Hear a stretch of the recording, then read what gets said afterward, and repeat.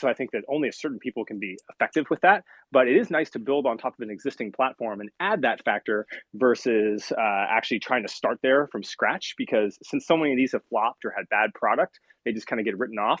But something we talked about in the podcast that I think is super relevant to hear is that, I don't think that this is, the best way to go. I think you actually be more effective getting a large influencer that's specific to whatever state you're operating in, if you have someone who's big in California or in a niche, and really working with them on how do you create content over time? How do you get a celebrity or influencer, preferably an influencer, involved as a content creator and on your content team and seeding their friends and helping you tell your brand story in video form and on your social media and on their social media over the course of months is like a much more effective practice, whether you're in the cannabis industry or not. And I think that that's definitely the direction I'd rather see it go. I'd rather have a no name to the average person that's really appealing to 1 million or 2 million people. And I think one brand that's kind of been playing on that is this brand Pine Park in California that has like Hex Z, who's a relatively prolific gamer, has kind of launched.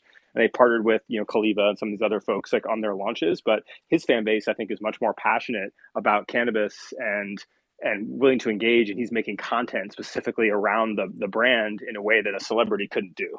Yeah, and to go with Yeah, that, and I was going to say just really quickly, what I find interesting is that right now the industry is driven by like prosumers, right? And you guys know this better than me, but the industry is driven by people that consistently are consuming cannabis, right? So for us with Palms and Peaches, we may end up getting a bunch of people that come in the door to buy Palms and Peaches, but that pack of pre-rolls may last them 3 months, right? So in terms of LTV, if we're talking about brand building, in terms of a lifetime rough value of a business. customer, yeah, like we're gonna want, you much rather have really ingrained people that are coming back to buy your product again and again and again, and that may come. We may not see that with Justin Bieber in the way that somebody that has like a really ingrained cannabis type following or following that really loves their specific products they're pushing, right? And then the other thing I'll say really quickly is that in terms of gifting, to go back to what Warren was bringing up about the influencer gifting box he has, and sort of, and there's another one that is the Peaches one, which has like comes with notebooks and candles and all this different stuff.